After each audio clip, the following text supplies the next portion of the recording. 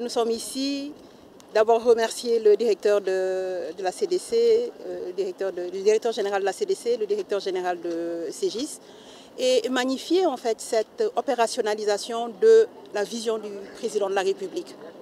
Nous ne sommes pas habitués à avoir ce schéma, venir visiter des aménagements pour après passer à la construction.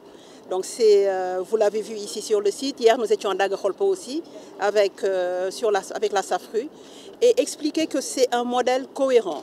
Un modèle cohérent dans le sens où le foncier, comme vient de le dire M. Hafor Touré, le foncier a été vendu par l'État.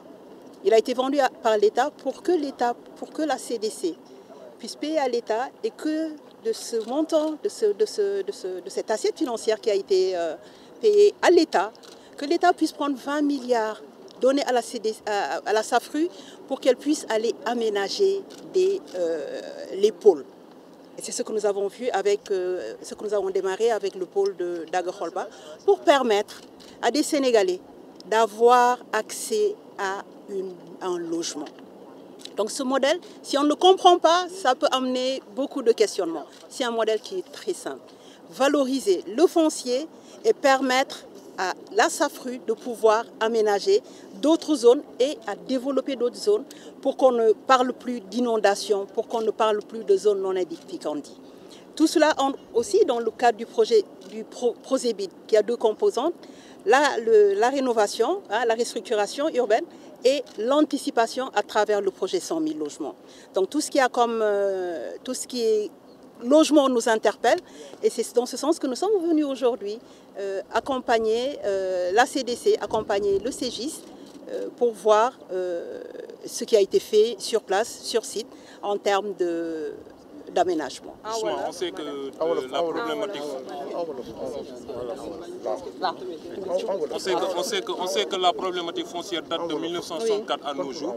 Est-ce qu'on peut dire qu'avec cette dynamique-là du chef de l'État, la problématique foncière au Sénégal va se résoudre? Vous savez, son Excellence le Président Macky Sall, quand il s'attaque à un problème, c'est pour le régler, je pense, définitivement. Nous l'avons vu à travers les problèmes de mobilité urbaine que nous avons connus. Il fut un temps, certains disaient il faut rénover, il faut changer. Il a attendu, il a mis en place toutes les diligences pour au moins aujourd'hui, avec le TER, je pense que c'est déjà réglé.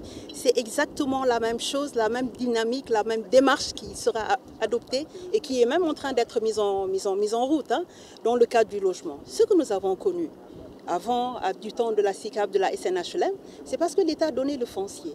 L'État a levé des fonds à des taux concessionnels que l'État mettait à la disposition des promoteurs publics qui pouvaient valablement construire et donner en location en vente pendant une durée assez importante.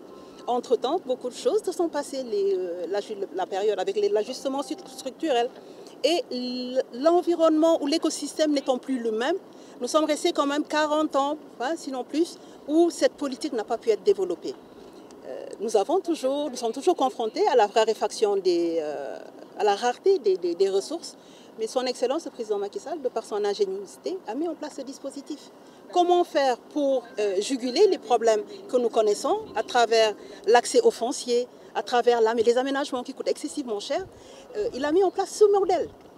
Et je pense que c'est un modèle qui permet la pérennité même du modèle économique en termes d'aménagement, puisque c'est un modèle qui se génère lui-même.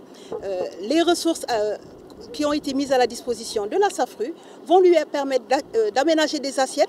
Une partie sera pour le projet 100 000 logements, une autre commercialisée, tout comme ici, la commercialisation va permettre à la SAFRU d'avoir des ressources.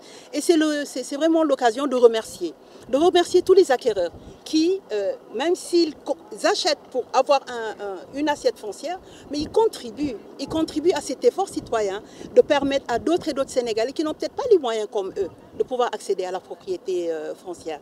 Puisque nous avons une relation toute particulière par rapport à la propriété. La propriété, c'est vraiment le sentiment de la réalisation. C'est un patrimoine que l'on peut léguer à ses enfants. Et c'est vraiment un sentiment très, très, très fort lorsqu'on arrive à y accéder. Merci.